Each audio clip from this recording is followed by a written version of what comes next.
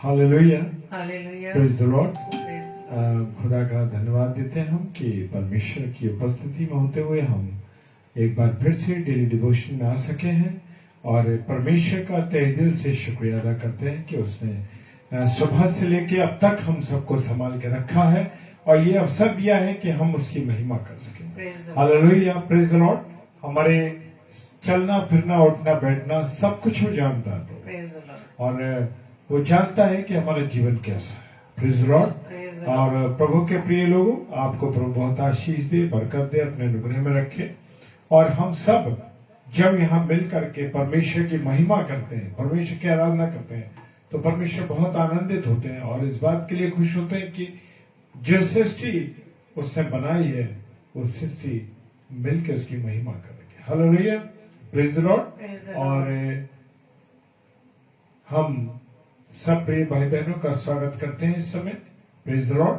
और सब लोगों को प्रभु बहुत आशीष दे, बरकत दे, अपने अनुग्रह में रखे। तो आइए हम सब प्रार्थना में चलें। सब शक्तिमान पिता परमेश्वर को धन्यवाद देते हैं प्रभु जी सुंदर समय के लिए, सुंदर अवसर के लिए। प्रभु विनती करते हैं कि आपने अपने बच्चों पर दया की है, अपने बच्चों पर करुणा की है खुदा, और अपना अनुग्रह अपने बच्चों पर दिया है। इसके लिए हम धन्यवाद देते हैं प्रभु जी। आपकी उपस्थिति, आपके प्रेम, आपकी दया, आपकी करुणा के लिए खुदा और प्रार्थना करते हैं प्यारे प्रभु कि अपने बच्चों पर अपना अनुग्रह बना खुदावन।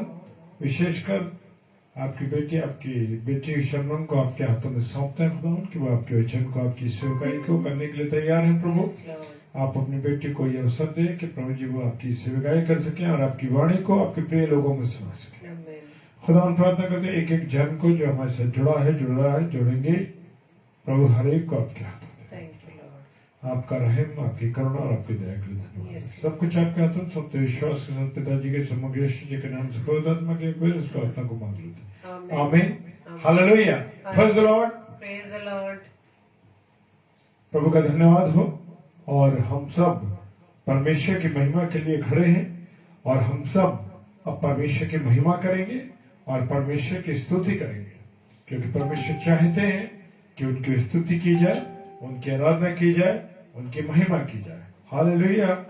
और डेली डिवोशन में आप सब भाई बहन जब जुड़ते हैं तो हम परमेश्वर का धन्यवाद देते हैं कि हम मंडली के रूप में, हालेलुया, हम मंडली के रूप में मिल करके परमेश्वर की महिमा करते हैं, उसकी संगति में आते हैं। परमेश्वर को पसंद है कि मंडली के रूप में सब हम मिल के विनती और प्रार्थना करें। Praise the Lord.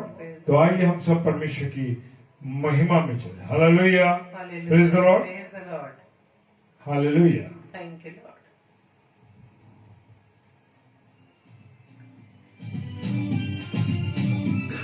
धन्यवाद। Thank you Lord, thank you Lord Jesus. Hallelujah.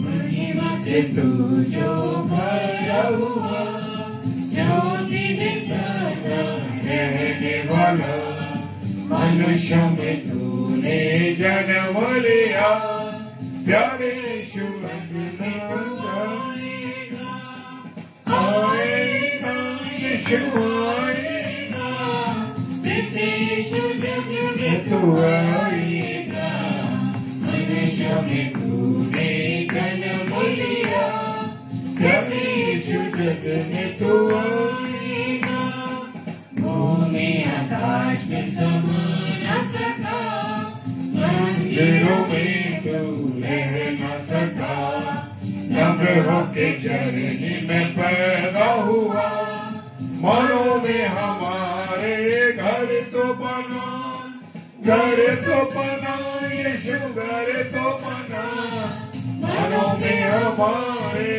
घर तो बना, मंदिरों के चरनी में पैदा हुआ, मनो में हमारे घर तो बना, कहने में आकर तू ही बसा, लोगों को अपने लिए तेरा, अग्नि और बादल में तू ही दिखा, यीशु अपना जलवा दिखा, जलवा दिखा, यीशु जलवा दिखा, यीशु अपना जलवा दिखा, अपने अवतार जल में तू ही दिखा, जैसे यीशु अपना जलवा दिखा।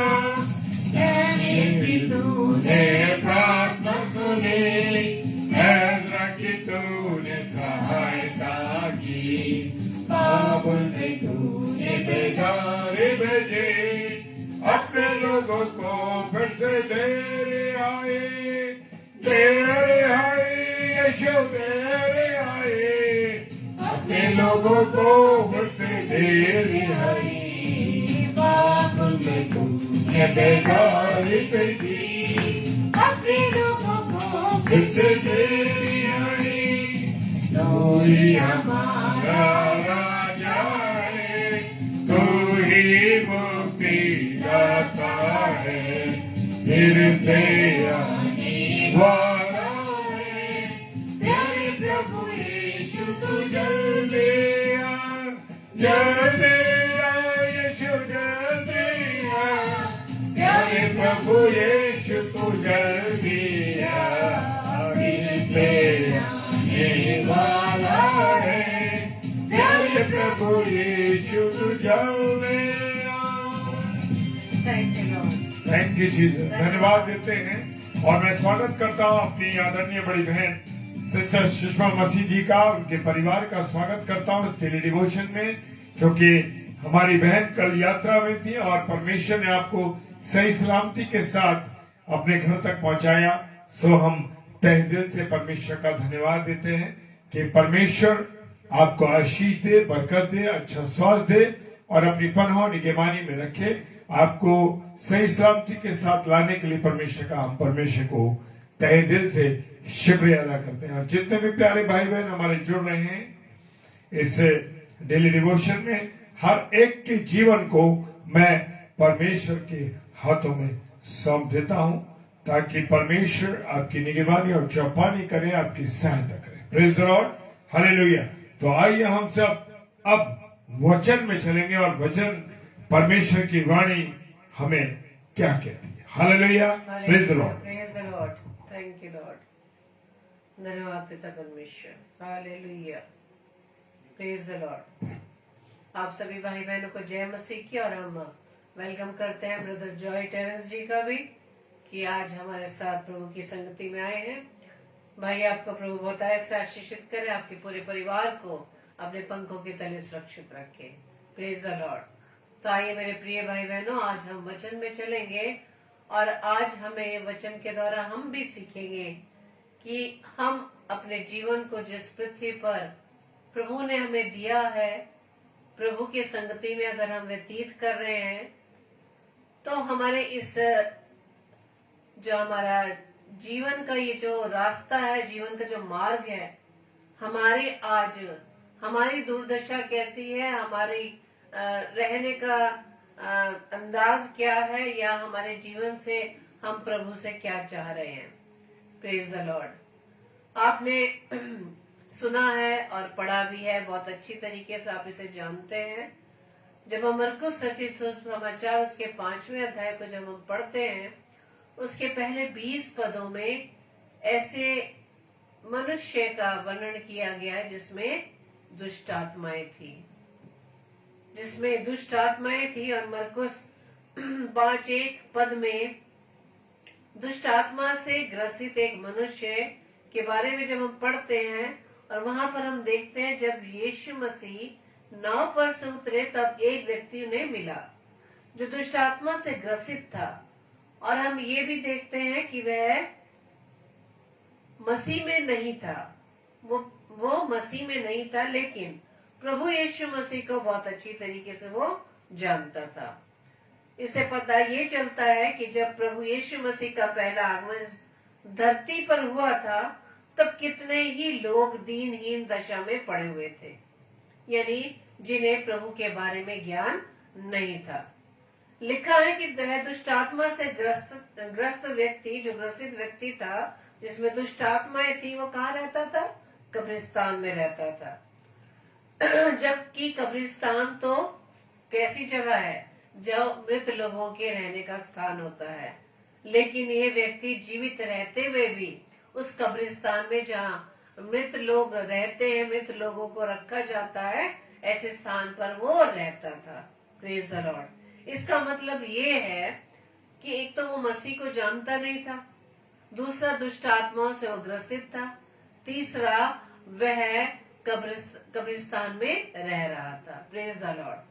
तो इस बात से हम कंपेयर इस बात को करते हैं, इसका सीधा अर्थ यह है कि यदि आज हम प्रभु से दूर होकर जीवन बिताएंगे, यदि जब हम प्रभु यीशु मसीह को नहीं जानेंगे, सुन तो रहे हैं, बोल रहे हैं, लेकिन क्या वास्तविक रूप से मेरा व आपका जीवन उसके प्रति समर्पित है? और हमारा जीवन क्या प्रभु यीशु मसीह की निकटता में क्या हम अपना जीवन व्यतीत कर रहे हैं? हम कहने को तो मसीह हैं, लेकिन हमारी जो रहने का तरीका, रहने का जो अंदाज है, जो हमारे जीवन से झलकता है, वो मसीह में होकर नहीं झलकता। तो इस दुष्ट आत्मा से ग्रसित व्यक्ति की तरह हम मसीह कहलाते तो हैं, लेकिन हमारी दशा जो है वो मसीह के बिना नजर आती है। और दूसरी बात कि ये जो व्यक्ति था वो दुष्ट आत्मा से ग्रसित था। दुष्ट आत्मा से मतलब ये है मेरे प्रियो कि जब हमारे अंदर बुरा स्वभाव पाया जाता है या बुरी आदतें पाई जाती है, दुष्ट आत्माओं का ही रूप है। हमारे अंदर पाए जाने वाला व्यभिचार, झूठ बोलना, निंदा करना, ईर्ष्या, द्वेष, घात, हत्या, प्रलोभन, ये सब दुष्ट आत्मा का ही रूप है मेरे प्रियो। इसका मतलब ये है कि यदि आज हम प्रभु यीशु मसीह से दूर होकर जीवन बिताएंगे तो हमारी दशा इस दुष्ट आत्मा से ग्रसित व्यक्ति से भी ज्यादा बदतर होगी। क्योंकि हम बहुत से भाई बहनों को पाते हैं कि वो जीवित होते हुए भी क्या है, वो जीवित होते हुए भी मुर्दों के बीच में रहना पसंद करते हैं। और यही है आज के मनुष्य की दशा, रहने की दशा और वर्तमान मनुष्य के पतन का रास्ता। जब हम पहले तिमुथियुस 5:6 में पढ़ते हैं, वहाँ लिखा है, पर जो भोग विलास में पड़ गई वे जीते जी मर गई। यानी जब हम भोग विलास में पड़ जाते हैं, संसार के चक्कर में आ जाते हैं, संसार की सुख सुविधाओं, भोग विलासताओं में हमारा जीवन व्यतीत होने लगता है, तो हमारा जीवन क्या हो जाता है? मरे हुए के समान। आज मनुष्य संसार की अभिलाषाओं में इस कदर से फंस चुका है कि मसीह की निकटता से दूर हो गए हैं, मसीह की सहभागिता से दूर हो गए हैं और उनका जीवन एक मृत व्यक्ति की तरह हो चुका है। और एक मृत व्यक्ति का स्थान तो क्या होता है? कब्रिस्तान ही होता है।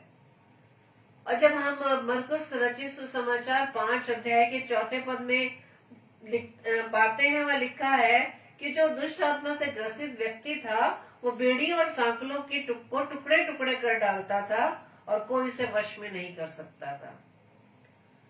आज के मसीह लोगों में से बहुतों ने प्रभु के नियमों और विधियों को अपने स्वार्थ के लिए उसे तोड़ मरोड़ कर अपने ही अनुसार डाल लिया है और अपने मन मर्जी अनुसार शिक्षा देने में लगे हुए हैं, जो कि वचन में नहीं है, लेकिन वचन के अनुसार वो शिक्षाएं दे रहे हैं अपने मन के अनुसार।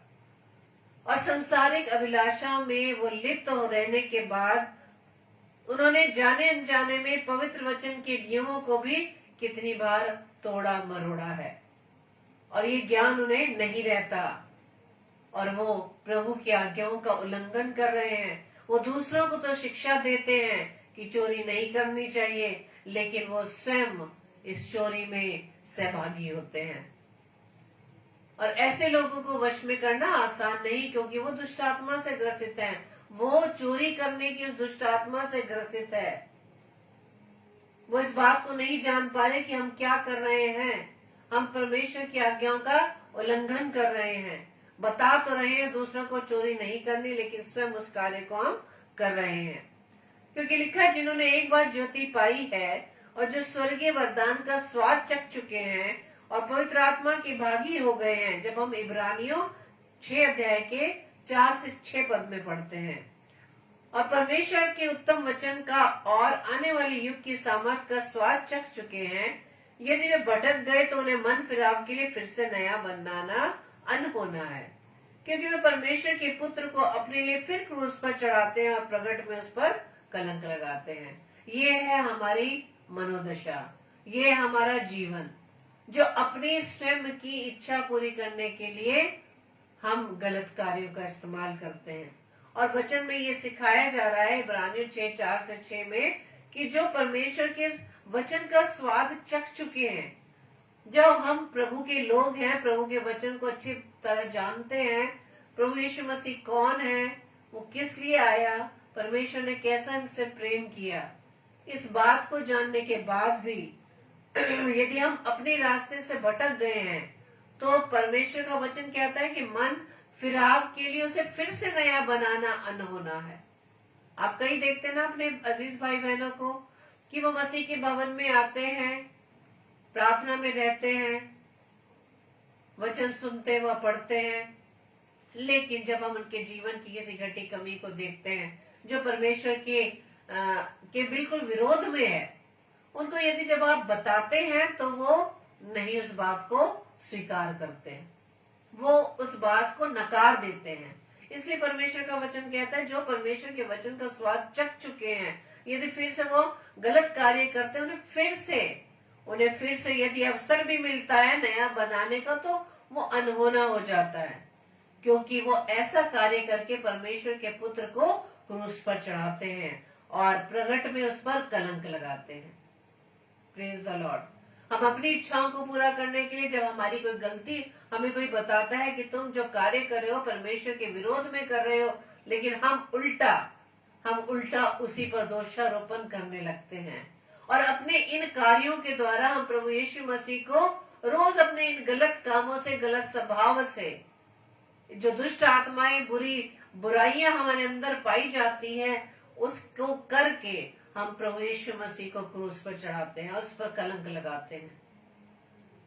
हम यदि सोचे कि फलाना मसीह भाई या बहन का जीवन कितना परमेश्वर के विरोध में है, तो हम ये ना सोचें कि उस बहन या भाई के जीवन क्या कोई दोषारोपण हो रहा है या उस पर कलंक लगाया जा रहा है। नहीं मेरे प्रियो, उसके जीवन की उन बुराइयों के द्वारा वो अपने उन बुराइयों से प्रभु यीशु मसीह को क्रूस पर चढ़ा रहे हैं और अपने जीवन के उन बुराइयों के द्वारा, उस दुष्ट आत्मा की बुराइयों के द्वारा वो परमेश्वर पर कलंक लगाते हैं। क्यों? क्योंकि हम जाने तो जा रहे हैं मसीह भाई बहन, तो एक मनुष्य का निरादर नहीं हो रहा, अपमान नहीं हो रहा, कलंकित नहीं हो रहे, बल्कि हमारे जीवन की बुराइयों के द्वारा हमारा प्रभु यीशु मसीह कलंकित हो रहा है। प्रभु यीशु मसीह तो एक बार हमारे लिए क्रूस पर बलिदान हो गए, लेकिन हम आज भी अपने गलत कामों के द्वारा प्रभु यीशु मसीह को हम क्रूसित करते हैं। फिर जब हम मरकुस रचित सुसमाचार 5 अध्याय के 5वें पद में पढ़ते हैं कि वो लगातार कब्रों और पहाड़ों में चिल्लाता था और अपने को पत्थरों से घायल करता था, वो दुष्ट आत्मा से ग्रसित व्यक्ति। आज संसार में ऐसे बहुत से मसीह हैं जो दिखावे के लिए बहुत बड़ी ऊंची आवाज में हे प्रभु कहकर तो चिल्लाते हैं, लेकिन वास्तविकता में उनके मन प्रभु से दूर हैं। वो संसारिक लालच में आकर, प्रलोभन में आकर अपने आप को क्या करते हैं? घायल करते हैं। यानी जब हम किसी वस्तु की लालच में पड़ जाते हैं, उसको प्राप्त करने के लिए चाहे हमें जीवन की कोई भी हानि उठानी पड़े, तो उसके द्वारा हम उसे अपने आप को घायल करते हैं। और वो ये नहीं सोचते कि ऐसा करने के द्वारा वो अपने लिए और अपने परिवार के लिए दंड के भागीदार बन रहे हैं, और इस बात का उन्हें ज्ञान में नहीं है, क्योंकि लिखा है नीति वचन 29 अध्याय के पहले पद में कि जो बार बार डांटे जाने पर भी हट करता है वो अचानक नाश हो जाएगा और उसका कोई भी उपाय काम ना आएगा। Praise the Lord. और जब हम 6 पद में पढ़ते हैं, वहां लिखा है कि वह दूर से, यानी दुष्ट आत्मा से ग्रसित ये व्यक्ति दूर से यीशु को देखकर कब्र में से निकलकर दौड़ आया, उन्हें प्रणाम किया, अर्थात वह अपने मुक्तिदाता प्रभु यीशु मसीह को पहचानता था कि वही परमेश्वर का पुत्र यीशु है। यानी कि उस व्यक्ति के अंदर रहने वाली जो दुष्ट आत्माएं थी प्रभु यीशु मसीह को देखकर जान गई, पहचान गई। अब बाइबल में जब कई 4 सुसमाचार को जब आप पढ़ते हैं जहाँ पर दुष्ट आत्मा का वर्णन किया गया है, आप हमेशा वहां पर ये जान जाएंगे कि दुष्ट आत्मा प्रभु यीशु मसीह को पहचान लेती थी, मनुष्य नहीं पहचान पा रहा, लेकिन दुष्ट आत्मा ने उसे पहचान लिया। प्रभु यीशु मसीह को क्या पहचाना कि वो परमेश्वर का पुत्र प्रभु यीशु मसीह है, वही प्रभु यीशु मसीह जो एक उद्धार करता है। इसलिए वो तुरंत प्रभु की ओर दृष्टि करके, निगाहें करके उनकी ओर दौड़ा। प्रेरित पौलुस कहते हैं, मैं मसीह को अपना लक्ष्य बनाकर दौड़ा चला जाता हूँ। यदि कोई विश्वास में परिपक्व होना चाहता है, यदि मैच्योर होना चाहता है और एक सच्चा मसीह का सेवक बनना चाहता है, तो उसे प्रभु के नियमों का पालन करना चाहिए, उसकी आज्ञाओं पर चलना चाहिए। और एक सच्चा मसीह का सेवक बनना चाहता है तो उसे प्रभु की आज्ञाओं को मानना चाहिए, चाहे जीवन में हमें कितनी भी कठिन रास्ते क्यों ना तय करने पड़े, कितनी कठिनाइयां क्यों ना हमें सहनी पड़े। हमें सर्वदा उस क्रूसित प्रभु की ओर अपनी निगाहें रखकर दौड़ना है। एक विश्वासी के लिए इनाम पाना जीवन का मुख्य उद्देश्य नहीं है, वरन ये है कि उसके जीवन से परमेश्वर की महिमा और सेवा होती रहे। आमीन। परमेश्वर ने मुझे व आपको इस पृथ्वी पर इसलिए रखा है कि हमारे जीवन से प्रभु की महिमा हो, उसकी स्तुति हो। Praise the Lord. इसलिए प्रियो, उस मुक्तिदाता उद्धारकर्ता को पाने के लिए हमें कहाँ दौड़े चले जाना है? अपने निशाने की ओर। और हमारा निशाना क्या है? वो स्वर्ग, वो मुकुट जो प्रभु ने मेरे व आपके लिए रखा है। और उस निशाने की ओर दौड़े चलने में हमारे राह में कितनी बाधाएं आ जाएं, कितनी मुश्किलें आ जाएं, लेकिन उन मुश्किलों का हमें सामना करना है, उस मंजिल को हमें तय करना है, उन परिस्थितियों से निकलकर हमें चलना है, क्योंकि हमारी आंखें हमारे प्रभु यीशु मसीह पर लगी रहनी चाहिए। और वो मुकुट जो प्रभु ने मेरे व आपके लिए रखा है, उसे हमें पाने के लिए चाहे कोई भी कीमत क्यों न चुकानी पड़े, उसके लिए हमें उस रास्ते को, चाहे वो रास्ता चाहे विषम परिस्थितियों का है, चाहे कठिनाइयों का है, उसे हमें पार करना है। और जब हमारा ये उद्देश्य बना रहेगा मेरे प्रिय, जब हमारी निगाहें प्रभु यीशु मसीह की ओर लगे रहेंगी, तो हमें इन राहों से हमें निकालने में सक्षम है। Praise the Lord. क्योंकि प्रकाशित वाक्य उसके पहले अध्याय के 17 पद में लिखा है, मत डर, मैं प्रथम और अंतिम और जीवित हूँ। मैं मर गया था और अब देख युगानुयुग जीवित हूँ, युगानुयुग जीवता हूँ, और मृत्यु और अधोलोक की कुंजियां मेरे ही पास है। Praise the Lord. हम ऐसे प्रभु यीशु मसीह को मानने वाले लोग हैं, हम ऐसे मसीह को मानने वाले लोग हैं, मसीही। हम वो भाई बहन हैं जो हम इस बात को अच्छी तरह जान जाएं कि वही प्रथम और वही अंतिम और जीवित है, और वो मर गया था और अब युगानुयुग जीवता है, और मृत्यु और अधोलोक की कुंजियां हमारे प्रभु यीशु मसीह के पास है। Praise the Lord. और 5वीं बार जब हम मरकुस रचित सुसमाचार 5 अध्याय के 9वें पद में पढ़े, वहां इस प्रकार से लिखा, जब यीशु मसीह ने उस दुष्ट आत्मा से ग्रसित व्यक्ति से पूछा, तेरा नाम क्या है? उसने उससे कहा, मेरा नाम सेना है, क्योंकि हम बहुत हैं। अर्थात हमारे शरीर के कार्य सेना की तरह अनेक होकर हमारे अंदर क्या कर रहे हैं? रह रहे हैं। और यह हमारी जो दुष्ट आत्मा जो हमारे शरीर के अंदर रह रही है, वो गलातियों 5:19 और 20 पद में हम पढ़ते हैं कि हमारे शरीर के कामों के बारे में जिसमें बताया गया है, जैसे शरीर के गलत काम या गलत जो हमारे कार्य है, ये जो पाप है, व्यभिचार, गंदे काम, लुचपन, मूर्ति पूजा, टोना, बैर भाव, झगड़ा, ईर्ष्या, क्रोध, विरोध, फूट, विधर्म, डाह, मतवालापन, लीला क्रीड़ा और इनके जैसे और काम है। और ऐसे से काम करने वाले कभी भी परमेश्वर के राज्य में वारिस ना होंगे। Praise the Lord. और यदि पद 12 में लिखा है कि दुष्ट आत्माओं ने यीशु से क्या विनती की? उन्हें सोरों में भेज दे। प्रभु यीशु मसीह दयालु और प्रेमी है, उसने दुष्ट आत्माओं की भी उस विनती को सुना और उसके निवेदन को ग्रहण किया और उन्हें नगर से बाहर न जाकर उन दुष्ट आत्माओं को सोरों के झुंड में भेज दिया। हमारा जीवित प्रभु सच्चा है, दयालु है, नम्र है, करुणामय है, और वो हमारी प्रार्थना को सुनता है, हमारी विनतियों को सुनता है, क्योंकि हर एक मनुष्य जानता है कि हमारे अंदर पाए जाने वाले पाप क्या है, हमारे अंदर पाए जाने वाली क्या बुराइयां हैं। दुष्ट आत्मा हम सिर्फ एक व्यक्ति का रूप ना माने। दुष्ट आत्मा मतलब ये है कि यदि मेरे अंदर क्रोध करने की आदत है, तो वो क्रोध करने वाली दुष्ट आत्मा मेरे अंदर है।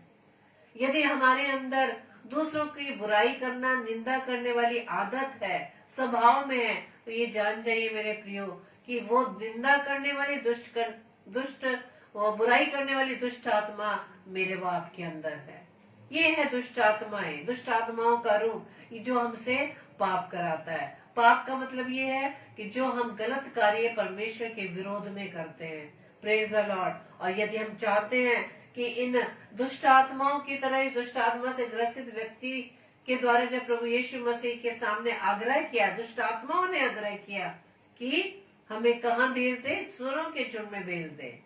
परमेश्वर ने, प्रभु यीशु मसीह ने उनकी भी इस निवेदन को ग्रहण किया। तो क्या मेरे व आपकी उस निवेदन को जो प्रभु ने मुझे व आपको अपने स्वरूप में बनाया है, क्या वो हमारी विनती को नहीं सुनेगा? लेकिन जरूरत इस बात की है मेरे प्रियो कि हमें अपने अंदर से अपनी बुराइयों को दूर करने के लिए पहले प्रयत्न करना है। उसके लिए हमें परमेश्वर से प्रार्थना करनी। परमेश्वर हमारी सहायता व मदद करेगा। Praise the Lord. वो हमारी विनती को हमेशा सुनता है और उस पर कार्य भी करता है। Praise the Lord. और पद 15 में लिखा है कि जिस व्यक्ति के शरीर में दुष्ट आत्माएं थी अर्थात जिसमें सेना समाई थी, उस व्यक्ति को कपड़े पहनने और सचेत प्रभु के चरणों में बैठे देखकर लोग चकित हो गए, लोग हैरान हो गए। जिनके जीवन में प्रभु यीशु मसीह आते हैं क्या हो जाता है? जीवन बदल जाता है। Praise the Lord. प्रभु उनके जीवन पर राज्य करने लगते हैं। जब हम अपने आप को पूरी रीति से समर्पित कर देते हैं, अपने आप को परमेश्वर के चरणों में अपने आप को हम बिल्कुल सरेंडर कर देते हैं। सरेंडर करने का मतलब कि मेरे जीवन पर मेरा अधिकार नहीं है, मेरे जीवन पर परमेश्वर का अधिकार है, क्योंकि ये जीवन परमेश्वर का दिया हुआ वरदान है। Praise the Lord. और जैसे ही हम अपने आप को पूरी रीति से सरेंडर कर देते हैं परमेश्वर के चरणों में, तो परमेश्वर की प्रभुता मेरे जीवन में, आपके जीवन में, परिवार के जीवन में बिल्कुल पॉजिटिव हो जाती है, आशीषित हो जाती है, ब्लेस हो जाती है मेरे प्रियो। और जैसे ही हम परमेश्वर के चरणों में अपने जीवन को सरेंडर करते हैं तो वो हमारा क्या बन जाता है? कर्ता बन जाता है। तब ऐसे व्यक्ति का जीवन दूसरों के लिए क्या बन जाता है? आश्चर्य कर्म बन जाता है। और परमेश्वर हमें अपनी धार्मिकता का वस्त्र पहनाता है। Praise the Lord. रोमियो 13:14 में लिखा है, वरन प्रभु यीशु मसीह को पहन लो और शरीर के अभिलाषाओं को पूरा करने का उपाय ना करो। Praise the Lord. यदि हमें सरेंडर करना है परमेश्वर की प्रभुता, यदि मैं अपने जीवन में चाहता हूँ या चाहती हूँ, तो हमें संसार के अभिलाषों को त्यागना होगा। Praise the Lord. हम संसार से प्रेम कर लें या परमेश्वर से प्रेम कर लें, क्योंकि संसार में रहना थोड़े समय का है, जो कि भजन संहिता में लिखा है। कितने वर्ष की है हमारी यहाँ पर आयु? कितने वर्ष की है? 70 या 80? तो लेकिन अगर हमें अनंत जीवन चाहिए तो हमें संसार के अभिलाषाओं से हटकर परमेश्वर के राज्य में बढ़ने के लिए अपने निशाने को प्रभु यीशु मसीह की ओर लगाना होगा। और जो कोई प्रभु यीशु मसीह को धारण कर लेता है, जब परमेश्वर हमें धार्मिकता के वस्त्र पहना देता है, तो हम उसके चरणों में बैठने में क्या हो जाते हैं? एक मन हो जाते हैं, सचेत हो जाते हैं। लेकिन यदि मनुष्य का मन संसार में भी लगा है और परमेश्वर में भी, तो हम हमेशा देखते हैं कि हमारा मन क्या होता है? चंचल होता है, विचलित होता है। जब हम प्रभु के चरणों में बैठते हैं तो हमें 100% बैठना है, संसार की तरफ हमें ध्यान नहीं लगाना। जब हम चर्च में बैठे होते हैं, किसी प्रार्थना सभा में बैठे होते हैं, वहां हम वचन तो सुन रहे हैं, लेकिन हमारे आत्मिक कान कहाँ लगे हैं? सिर्फ परिवार की या अपने कार्यों की तरफ। कहीं अब दूध वाला तो नहीं आ जाएगा, कहीं मेरा बच्चा ट्यूशन से तो नहीं लौट कर आ जाएगा। जब हम वचन को सुनते हैं, वचन पर मनन करते हैं मेरे प्रिय, तो हमें पूरी रीति से अपना ध्यान परमेश्वर के वचन पर लगाना है। Praise the Lord. और अंत में जब हम मरकुस रचित सुसमाचार 5 अध्याय के 19 और 20 पद को देखें, उसमें लिखा है कि दुष्ट आत्मा ग्रस्त व्यक्ति प्रभु यीशु मसीह की आज्ञाओं को मानकर प्रभु का एक सच्चा गवाह बन गया। और वही लोग प्रभु यीशु के एक सच्चे गवाह बनते हैं जो जीवन में प्रभु से कुछ क्या करते हैं? हम विशिष्ट अनुभव प्राप्त करते हैं। Praise the Lord. और यही हमारी जीवन की गवाहियां बन जाती हैं। और उसकी आज्ञाओं के अनुसार जब हम जीवन व्यतीत करते हैं और उसकी सेवा कार्यों के लिए हम पूरी रीति से समर्पित हो जाते हैं, तो यही हम परमेश्वर की ओर से एक नया एक्सपीरियंस, नई सृष्टि हम बन जाते हैं। Praise the Lord. क्या आज मैं और आप यीशु मसीह को क्या सही तरीके से जान पाए हैं? वो परमेश्वर का इकलौता पुत्र है, क्या इस बात पर हम विश्वास करते हैं? हमारे अंदर जितनी भी प्रकार की बुराई या लालसाएं हैं, क्या हम उसे छोड़ने के लिए तैयार है? जिस प्रकार उस दिन दुष्ट आत्मा से भरे हुए इस व्यक्ति ने प्रभु से क्या विनती कर रहा था, पद 9 में लिखा है कि मुझे पीड़ा ना दे। वो दुष्ट आत्माएं प्रभु यीशु मसीह को देखकर क्या बोलती हैं? मुझे पीड़ा न दे। अर्थात दुष्ट आत्मा इस व्यक्ति के अंदर से निकलना नहीं चाहती थी। इसी प्रकार से आज हमारे अंदर कोई भी बुराई है, कोई भी दुष्ट आत्मा का रूप है, बुराई के रूप में नहीं चाहेगा कि वो हमारे अंदर से निकल जाए। दुष्ट आत्मा कैसे आपको छोड़ सकता है? जब आप प्रभु के नजदीक में आते हैं, प्रभु के लोगों को वो नहीं छोड़ना चाहता। वो ये चाहता है कि हमारे अंदर रहकर वो हमें पाप में गिरा दे। और हम ये जानते हैं इस बात को कि हमारे अंदर जो भी बुराई पाई जाती है वो परमेश्वर के विरोध में है, वो हमें पाप में गिरा रही है। तो क्या हमें इन बुराइयों को हम छोड़ने के लिए तैयार हैं? हमारा दयालु पिता परमेश्वर हमारे अंदर से हर प्रकार की बुराई को निकालना चाहता है ताकि हम एक नई सृष्टि बन जाए, और इसके लिए हमें स्वयं को तैयार होना होगा। मेरे प्रियो, इन बुराइयों को छोड़ने के लिए हमें पहला कदम उठाना पड़ेगा। Praise the Lord. बुराइयां तो हमारे कान में फुसफुसाएंगी कि कुछ नहीं होता, ये कर लो, कुछ नहीं होता। लेकिन मेरा और आपका पिता मुझे व आपको क्या बनाना चाहता है? नई सृष्टि बनाना चाहता है। हमारा नया चाल चलन हो जाए और हम एक परिवर्तित जीवन व्यतीत करते हुए हम दूसरे लोगों के सामने गवाही का कारण बने। Praise the Lord. प्रेरितों के काम उसे पहले अध्याय के 8 पद में लिखा है, प्रभु यीशु मसीह के स्वर्गारोहण के समय उन्होंने अपने शिष्यों को पृथ्वी की छोर तक गवाह बनाया और कहा कि तुम मेरे गवाह होगे। और यही प्रभु की आखिरी आज्ञा थी। इसलिए हर एक विश्वासी का ये ड्यूटी है कि वो जगत के छोर तक सुसमाचार का प्रचार करता रहे और परमेश्वर के उद्धार की गवाही दे। परमेश्वर की ये आज्ञा है कि जब तक मेरा आना ना होगा तो मेरे नाम से ये सुसमाचार सुनाओ कि प्रभु यीशु मसीह इस पृथ्वी पर मेरे व आपके लिए आए, इस पूरे जगत के लिए आए। वो मारे गए, गाड़े गए और तीसरे दिन मुर्दों में से जी उठे, और इस समय कहाँ है? वो स्वर्ग में परमेश्वर के दाहिने और विराजमान है। परमेश्वर आप सबको बहुतायत से आशीषित करे और हम इस बात पर जरूर मनन करें कि मेरा व आपका जीवन जो आज हम जी रहे, आज की डेट में इस समय जो जी रहे हैं, क्या प्रभु के लायक है या नहीं? क्या आज हम बुराइयों को छोड़ना चाह रहे हैं या नहीं? हम अगर नई सृष्टि बनना चाहते हैं तो संसार की अभिलाषाओं से दूर होकर हमें परमेश्वर के राज्य में प्रवेश होने के लिए अपने आप को परमेश्वर के योग्य बनाना होगा। Praise the Lord. आप सभी को जय मसीह की। परमेश्वर आप सबको बहुतायत से आशीषित करे और आइए हम प्रार्थना करें। Praise the Lord.